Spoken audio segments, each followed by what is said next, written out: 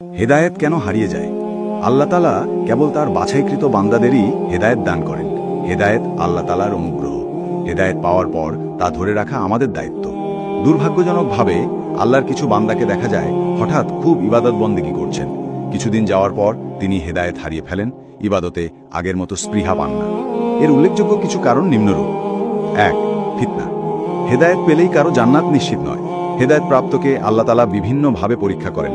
নানা রকম ফিতনা তার সামনে আসে। এর মধ্যে সবচেয়ে বেশি ফিতনা হলো বিপরীত লিঙ্গের ফিতনা। এসব ফিতনা থেকে বাঁচতে চোখের হিফাজত করা ও ফিতনায় পড়লে আল্লাহ দেওয়া শিক্ষার অনুযায়ী আচরণ করা জরুরি। ২. দিনদারদের সান্নিধ্যে না থাকা। অনেকে হেদায়েত পাওয়ার পর ব্যক্তি জীবনে কেবল নামাজকে ধরে রাখেন, ইসলামের ফরজ জ্ঞানার্জনের চেষ্টা করেন না, দিনী মজলিসগুলোতে যান না, আলেমদের সাথে থাকেন না। সরাসরি আলেমদের থেকে জ্ঞান অর্জন করতে না পারলেও অনলাইনে বিষয়ভিত্তিক আলোচনা শোনা যেতে পারে। ৩. সঠিক পদ্ধতিতে জ্ঞান অর্জন না করা। সদ্য হিদায়তপ্রাপ্ত অনেককে দেখা যায় ইসলামের মৌলিক বিষয়গুলো বাদ দিয়ে অনেক গভীর বা ইখতিলাফি বিষয় নিয়ে পড়ে আছেন, যেগুলো সম্পর্কে তার প্রাথমিক জ্ঞান নেই। কেউ হয়তো নাস্তিকদের সাথে তর্কে জড়াচ্ছে, কেউ বা শিয়ার আফেজিদের নিয়ে পড়াশোনা করে বিভ্রান্ত হচ্ছে। অথচ প্রত্যেকের জন্য জরুরি হলো দ্বীনের মৌলিক বিষয় যেমন ঈমান, আকীদা, সালাত, পবিত্রতা, কোরআন, হাদিস, আখলাক ইত্যাদি বিষয়ে জ্ঞান অর্জন করা। ৪.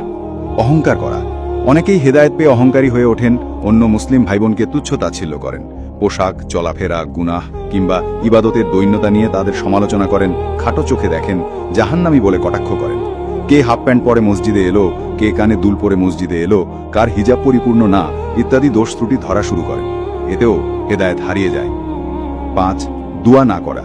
অনেকেই ভাবেন হেদায়েত চিরস্থায়ী, কিন্তু আল্লাহ তাআলা পবিত্র কোরআনে দুয়া শিখিয়েছেন, রাব্বানা লা তুজিগ কুলুবানা বাদা ইজ হাদাইতানা ওয়া হাবলানা মিন লাদুনকা রাহমাতান ইন্নাকা আনতাল ওয়াহাব। অর্থ, হে আমাদের প্রতিপালক, হেদায়েত দেওয়ার পর আমাদের অন্তরকে পুনরায় বাঁকা করে দেবেন না এবং আমাদেরকে আপনার পক্ষ থেকে রহমত দান করুন, নিশ্চয়ই আপনি মহাদাতা। সূরা আলী ইমরান আয়াত ৮। নবীজি সাল্লাল্লাহু আলাইহি সাল্লামও হেদায়েত ধরে রাখার জন্য অনেক দোয়া করতেন, যেমন ইয়া মুকাল্লিবুল কুলুব সাব্বিত কালবি আলা দীনিক, অর্থাৎ হে অন্তরসমূহের পরিবর্তনকারী, আমার অন্তরকে আপনার দ্বীনের উপর অবিচল রাখুন। সুতরাং হেদায়েত ধরে রাখতে অধিক পরিমাণে দোয়া করা জরুরি। ৬. নিয়মিত তওবা ইস্তিগফার না করা। মানুষ হিসেবে নিজের অজান্তেই আমাদের অনেক গুনাহ হয়ে যায়। এসব গুনাহ থেকে বাঁচতে ও নিজের হেদায়েতকে নবায়ন করতে নিয়মিত তওবা ইস্তিগফার করা জরুরি।